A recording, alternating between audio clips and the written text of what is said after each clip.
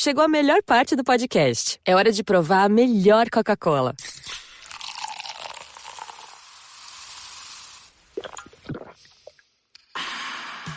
A Coca-Cola sem açúcar. O sabor irresistível da Coca-Cola, sem açúcar e igualmente refrescante. Coca-Cola sem açúcar. A melhor escolha.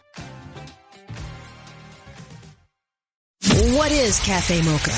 Cafe Mocha is experts, celebrities. What's up? This is Belle Biv DeVoe. Yours truly, Idris Elba. This is Fantasia. This is Invo. This is India Ari. So much more. All from a woman's perspective. What flavor are you, baby? This is Cafe Mocha. It's Cafe Mocha. Angelique along with Loni Love and Yo-Yo. Black History Month. Well, I think we need to have a Black History Month roundup. So, first things first, Viola Davis is now officially an EGOT. Hello. She won her Grammy for her spoken word book. And so now she has everything. EGOT stands for Emmy, Oscar, Tony, and Grammy. She has all four of them. It's a very elite group. It's maybe about, when it comes to Black people, about 6 or 7. I know John Legend is one, Jennifer Hudson, Whoopi Goldberg, and now we got our girl Viola Davis. Also in Black history, the Proud Family, Louder and Prouder, the reboot for the Proud Family. They're currently on Disney Plus, and they revealed that BB has autism, and the fans were praising the honest depiction. This reboot of the Proud Family really is hitting on real world topics that I think a lot of people can relate to. There was also a Black history mention that got a lot of conservatives upset with Penny Proud talking about slavery and things like that. So you may want to check out the Proud Family, Louder and Prouder on Disney Plus. And Yo-Yo. Why they get upset? What? I'm sorry. Why they get upset for telling the truth? I mean, this country was built on our back, period. Well, period. You know, I don't understand why they get upset. People get upset about stuff. So Yo-Yo, also for Black history, the 50th year of hip hop we're celebrating this year. Let's talk a little bit about it. The Grammys did a wonderful tribute. Yes, they did a wonderful tribute. Everyone showed up.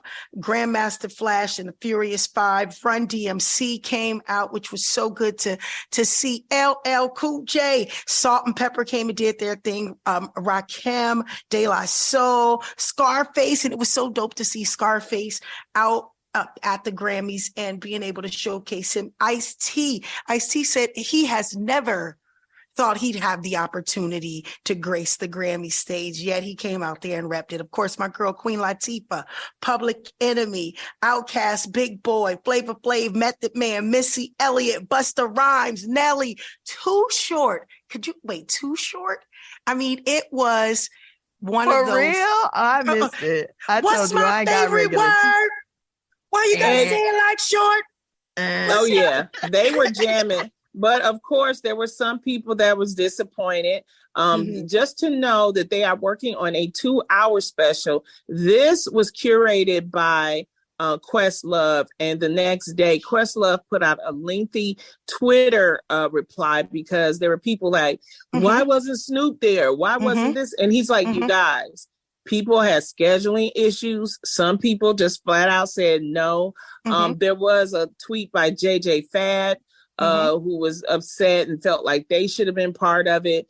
But also LL Cool J, before the tribute on the Grammys, he said, you guys, there's going to be a longer one where we're going to try to include more people. And that'll be later on. So, you know, it's everybody 50 wants to be years. Come on. I mean, you can't encapsulate 50 years in a 5-minute segment on the Grammy. Somebody's going to be left out.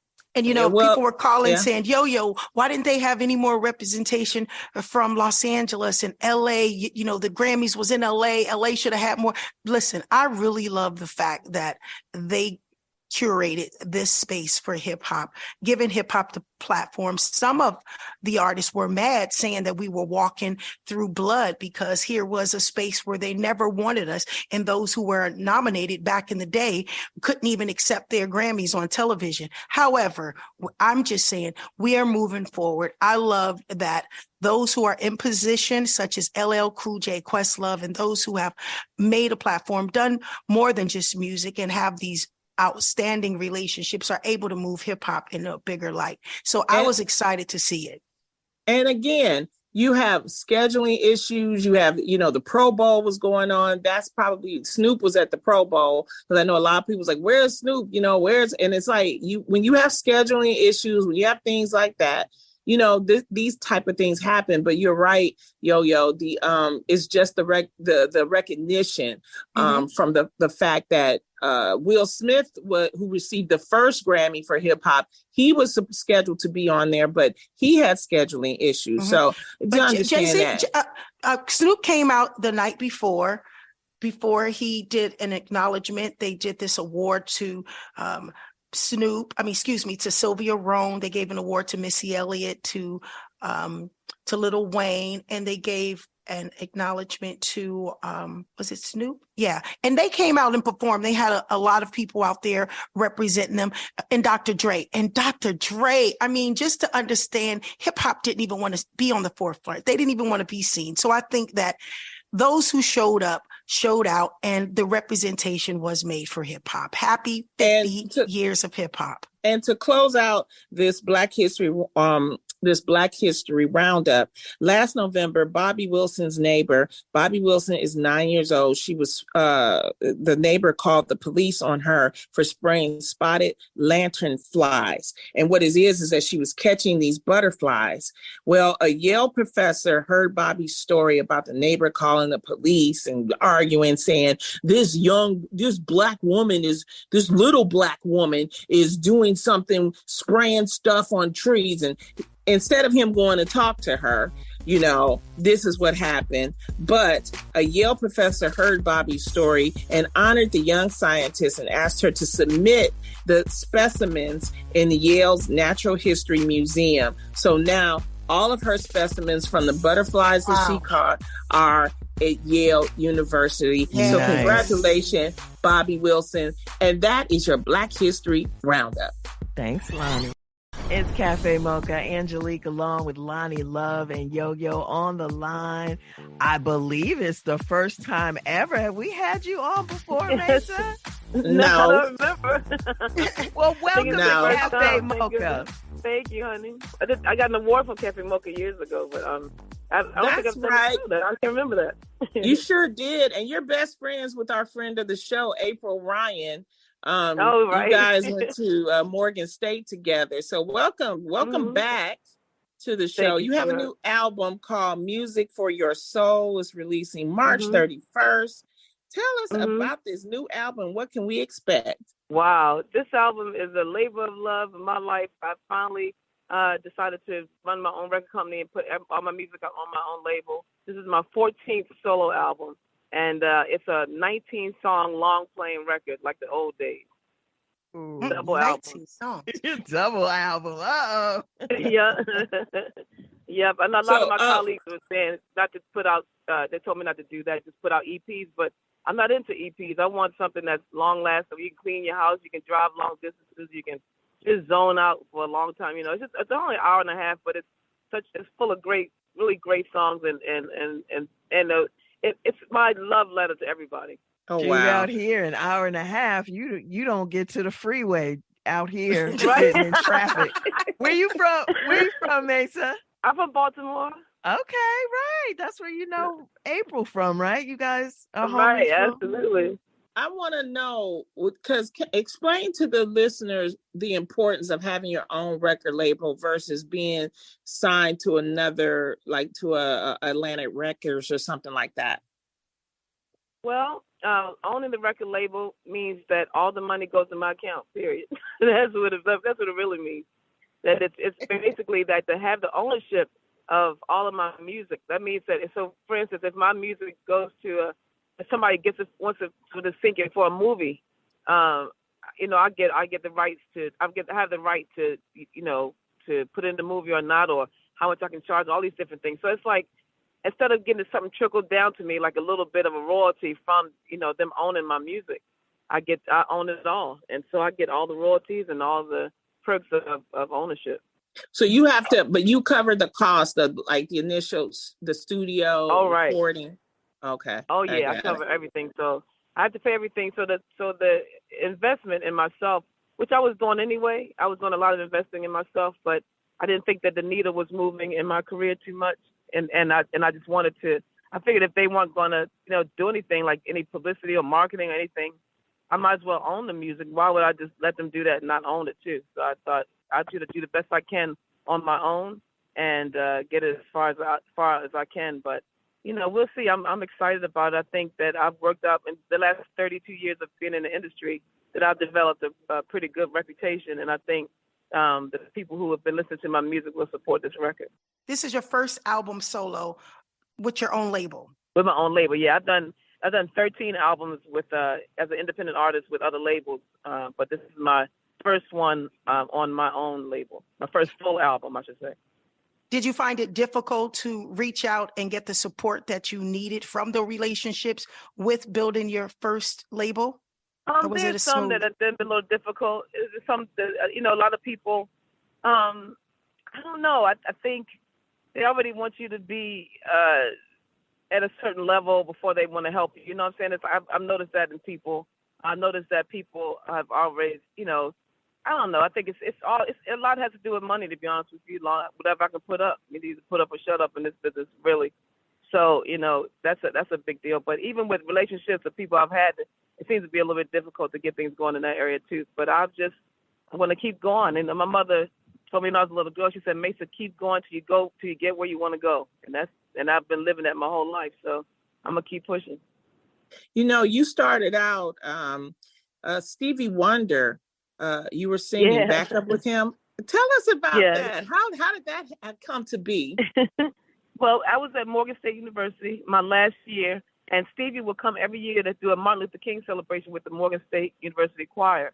And one of my best friends, Kim Brewer, was already singing with him. She had gone to California a year prior, and she was already singing in Wonder Love. And she asked him, when I graduate, could I please come out to California with him and sing, in Wonder Love. And so they auditioned me like right after that concert we had, and I passed the audition. But I asked Steve, I got just 1 year left. I want to hand my parents my degree, and then I'll come out there and start living what I want to do. And so that's what I did. And a year later, as soon as I graduated, I literally called the day I graduated and said, "Look, I'm ready." And so that's why they told me to come on out there, and I sang background on my first professional gig was singing background on These Three Words on the Jungle Fever project. Okay. Oh, yeah, as I sang several other songs on that album. Yeah, oh yeah. And so it's so ironic that the first single that I released from my new album, I released it last year on Valentine's Day, a double single called "Make Sure You're Sure," which is from that soundtrack. I remade that, and then I did an R&B song called "Just Stay." So, and they're doing very well. All my singles are. Well, did you learn anything in that process with Stevie recording with him? Oh yeah, because I was a nervous wreck. You come out to California and you don't know anyone except I knew one person out there, and so being in Wonder Love, there's seasoned veterans, and who's this newbie kind of coming in. So I had to learn how to deal with that and deal with But it was such a great time because we did we toured with Spike Lee to do all the TV shows to promote the music and the movie. So I had the best time with that. And that was short-lived. It was only about 6-7 months. And then Stevie went on a big Brazilian tour where he took all the older singers. And so I had to get a job. I had to get several jobs to survive out in L.A. And that's how I met a producer named Stephen Harvey, who's a drummer from Scotland. And he happened to be best friends with Bluey, the lead producer and writer for Incognito.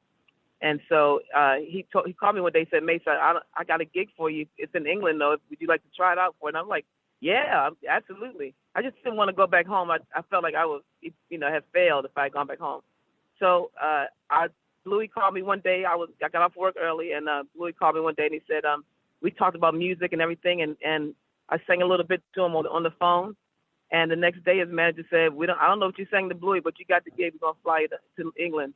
So 2 weeks later, they flew me to London, and I stayed up there for 4.5 years, and I recorded Tribes, Vibes, and Scribes, and the album Positivity that has Deep Waters on it. That really started my whole career. And then the way I got my solo deal is that I was with Incognito at the North Sea Jazz Festival. The show was over, and this man walked up to me, and he said, "Mason, would you like to start your solo career?" His name is Carl Griffin from GRP Records. So that's how I got my first solo record deal. Wow. It's Cafe Mocha on the line. We're talking to the wonderful singer Mesa. Her new album, Music for Your Soul, comes out March 31st. The latest single is I Don't Mind. What you don't mind, Mesa? Okay. This song is so cool. It's about, it's kind of a fantasy song for me right now. It's about meeting the love of your life finally after waiting a long time. And even though he's a bit unconventional, the love is unconditional, and that's what the song is about. Now, do you write your own songs? I do. I wrote a little bit of this one, but mostly Bluey from Incognito wrote it, and my music director wrote this one. But I've written a lot of my songs over my career. I mean, a lot. My discography is extensive of this last 32 years. And a lot of people tease me with saying, well, who would you do a verses with? And I'm like, my catalog is so crazy, and I might not be out there like a lot of other artists, but still got the catalog, big catalog. 32 years, how have you kept yourself out here in this industry? Just by working hard.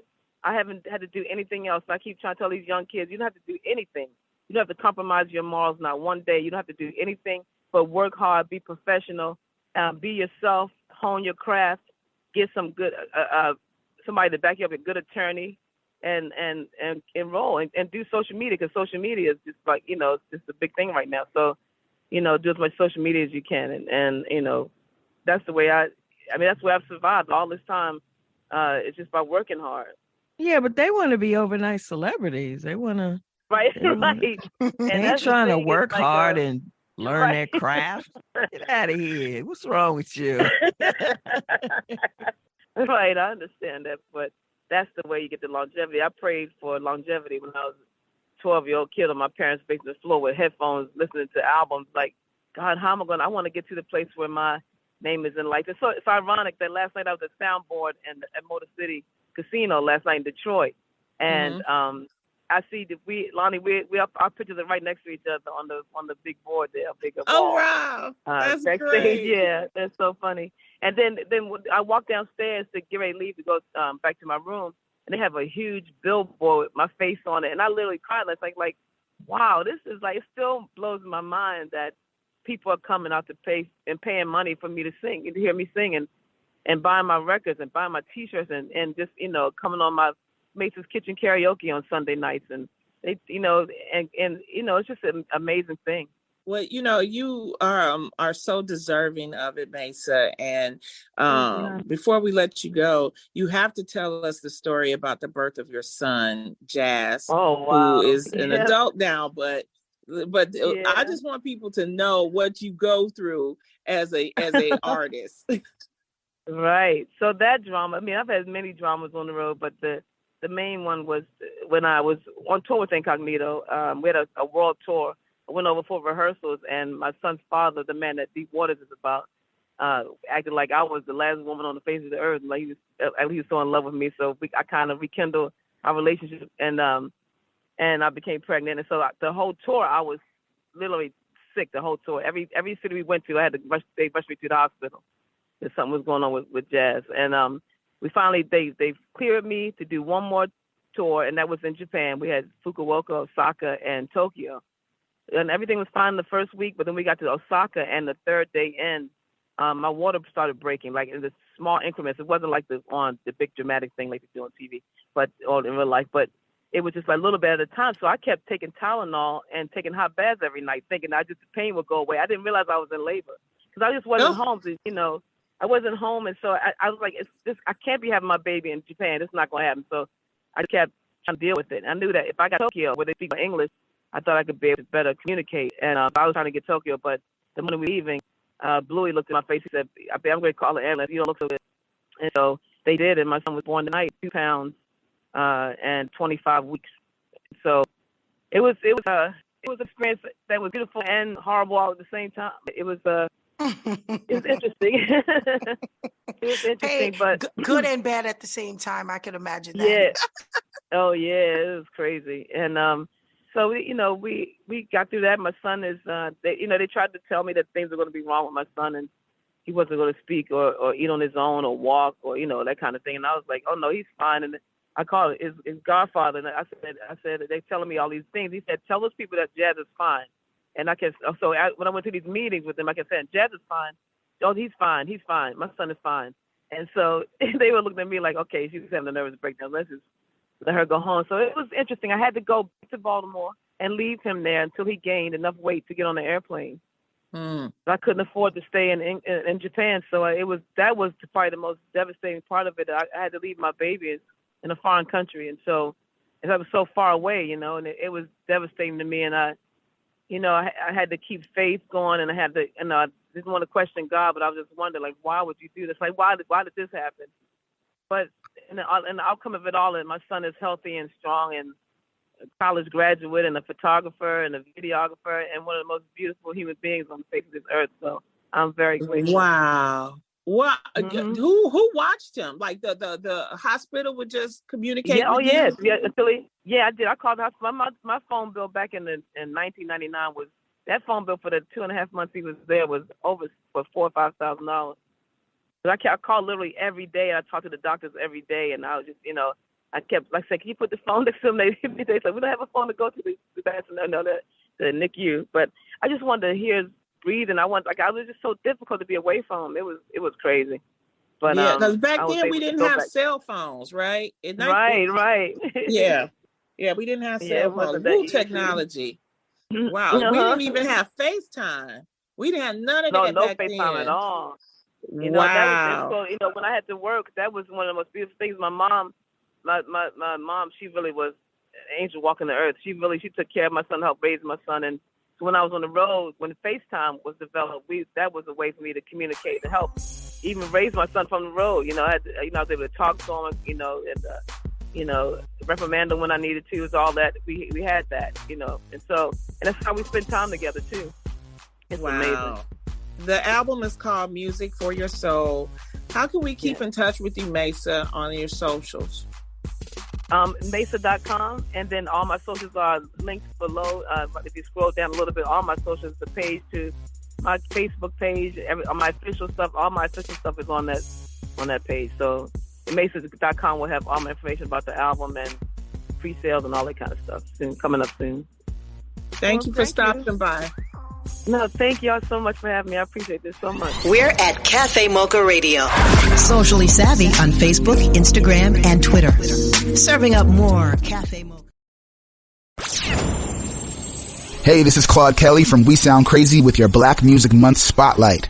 Victoria Monet is an American singer and songwriter. As an artist, Monet released a second installment of her Jaguar trilogy, titled Jaguar 2. The album won Best R&B Album and Best Engineered Album Non-Classical at the 66th Grammy Awards and featured hit singles such as Smoke. And so I know I want the generation where that music was their prime to appreciate it, but also my generation to find some of the lyrics fun and use them as captions. So I want to have that juxtaposition. Party Girls and the RAA certified platinum track On My Mama.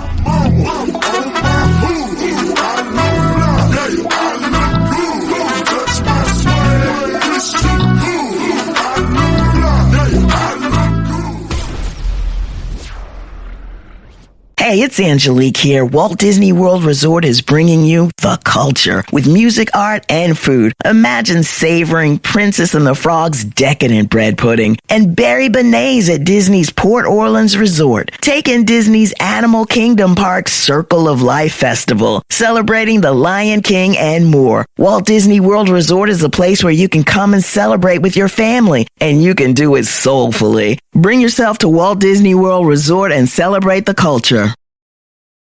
It's Cafe Mocha. It's Cafe Mocha on the line. Oh my goodness. I've been waiting to talk to him for so long. Daniel Caesar, he's one of the most sought after songwriters and singers with the triple platinum hit Get You and 5-time platinum #1 single, Best Part featuring Her. Welcome to Cafe Mocha, Daniel. How are you? I'm doing great. It's great to be here. How are you doing? I am doing excellent. You know, can we start off with the power of Spotify and streaming services? And as a young, talented artist, how did that help you give you exposure for your craft? They're like a behemoth. You know what I mean? It's they've been very good to me. The playlist is kind of the way that everyone consumes music now. So if you can do well on a playlist, you're kind of in everybody's phone. You're right at everybody's fingertips. So it's incredible. It's like the direct. I love that. It's a direct line to the whole world. I mean, and that's the thing. You've embraced that, and I think when we see the younger artists doing that, now the older artists are now seeing, hey, this is a different way. Because can you talk about your road from Spotify to a major label? Yeah, I mean. Yeah, when I was starting out, I was independent for I just signed like last year. So Spotify and streamers really made it possible for me to be independent because I could get directly to the consumer. And then I just reached a point in my career where I wanted to deal with bigger budgets. I wanted to deal with bigger everything, And so I had all the meetings, and Republic was the obvious choice for me, and I'm glad. Definitely, I'm glad you made it too, Daniel. Take us back to your early days. What made you decide to get into the music business? Music is the only thing I'm really, really exceptional at. You know what I mean? So it was the obvious decision for me. Now you just delivered a new single, "Do You Like Me?" Okay, so let's talk about "Do You Like Me." That's your first single of the year? Yep. Let's talk about it. Do You Like Me? That song is very near and dear song to my heart. I wrote it. I found myself involved in a sort of love triangle, and it was just an honest question that I feel like something you would never ask someone in real life, because that's a crazy thing to ask somebody. But it was really how I was feeling. So it just came out. I like that. And then you turn around and write a song, "Let Me Go," where you are talking about this emotionally draining relationship, where on the cover of the single, you scratched out the face. Talk about "Let Me Go," which has the fans going crazy. Yeah, they like that one. "Let Me Go," that's like I think it hits because it's just so straightforward. There's not much deeper than it appears to be. It's just like, sometimes you have those moments where the best thing for someone is to move on from you because you can't give them what they want. Mm-hmm. And I've experienced that one too many times, and I feel like in part of my growing up and maturing, I've learned to let a woman know when I'm not what she needs. I'm an old one, Daniel. So Yeah. Back in the day, we used to do mixtapes. Like if a guy liked me, he would put a mixtape together with the songs. And when I listen to your music, it brings me back to mixtape days. So it's like, this is a way that, express yourself. And that's the beauty about, you and being able to do music like that. At what point, Daniel, do you think that you realized that you had this special talent and that you had made it in music? Probably my first time getting paid for like a festival was like I knew that I could do this for a living, like for the rest of my life, and that was making it to me. That was probably like 2016, something like that, and it changed my life. Do you get a rush performing? Because I'm a stand-up comic, and I love seeing the people's faces. How do you feel performing? Oh, I love it so much.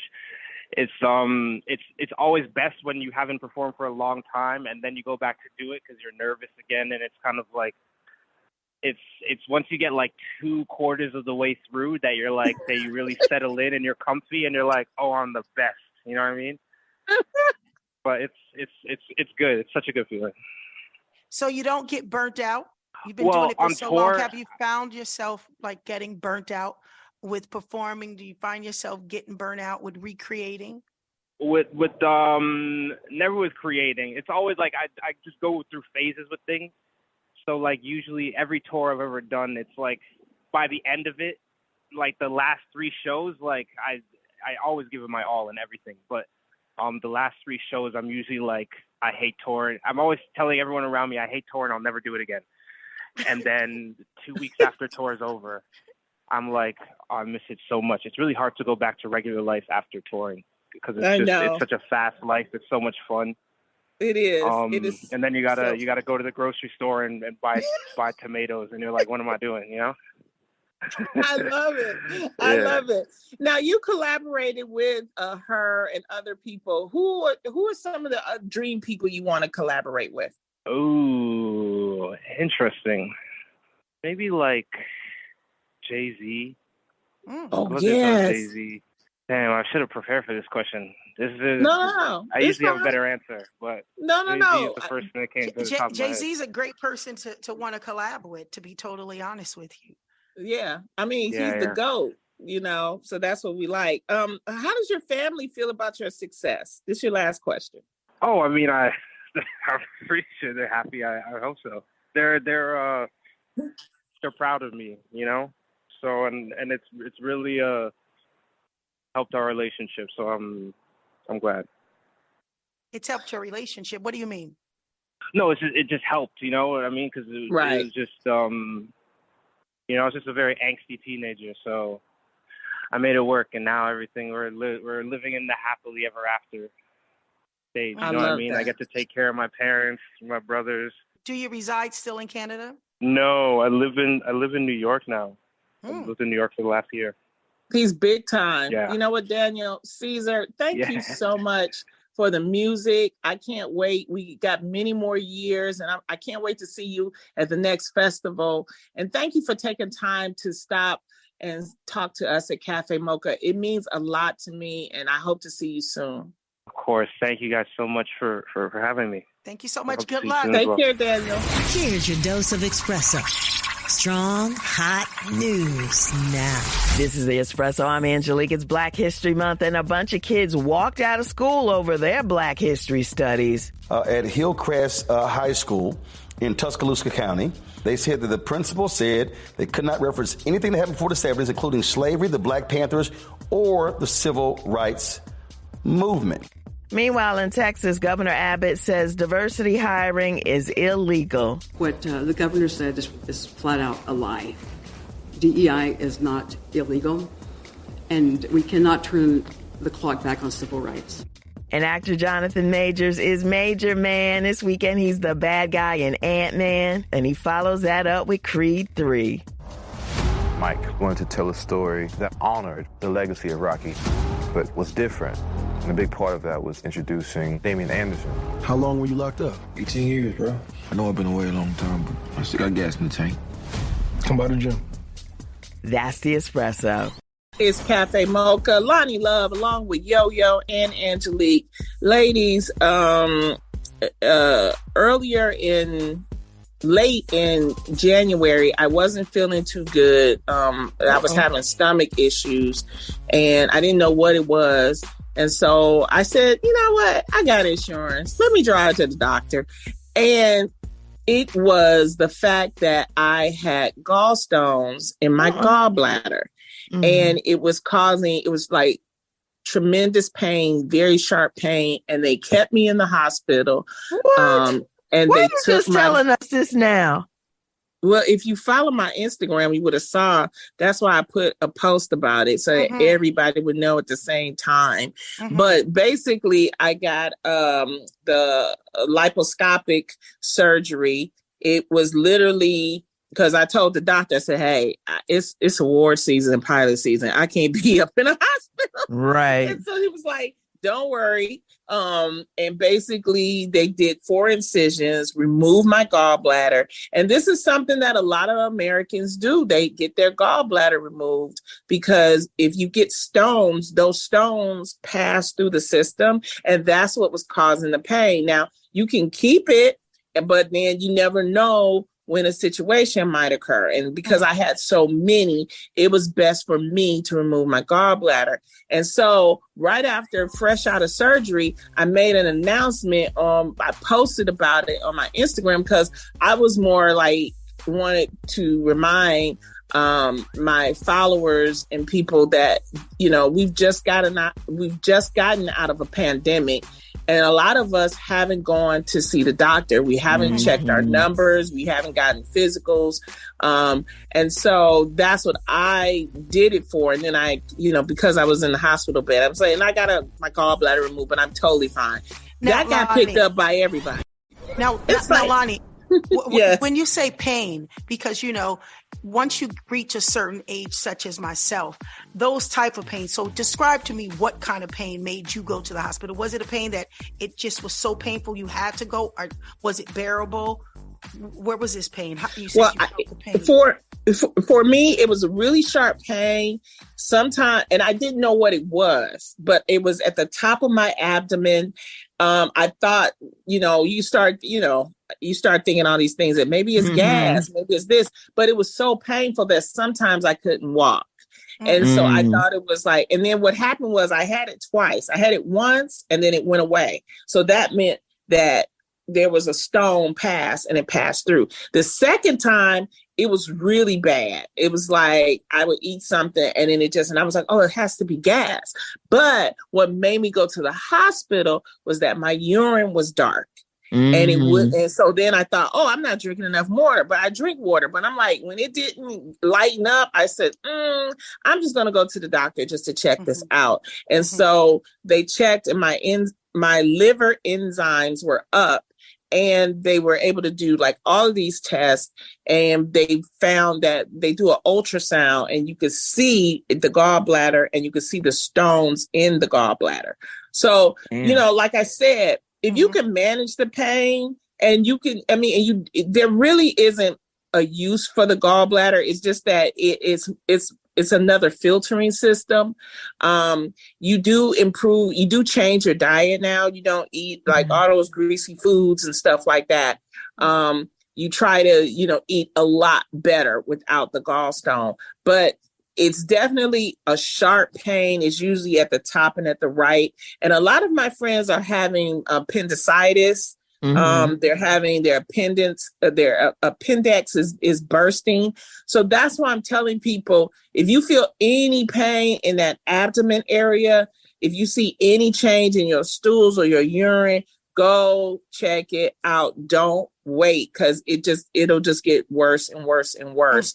But more importantly, get that blood work. Right now we have modern medicine, and modern medicine, when they take that blood, they can check everything inside your body. And again, because we just come out of a pandemic, a lot of us have taken that vaccine. A lot of us have had COVID.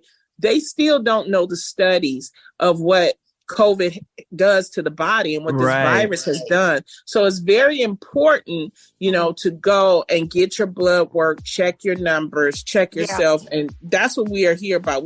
Because without health, you're just as broke. You don't have any money in the bank if your health is wealth. So Cafe Mocha listeners, make sure you make your appointments. Go get that blood work, because we love y'all. We want to see y'all for a long time. I'm making mine. Dr. Tart would say, know your numbers. Let's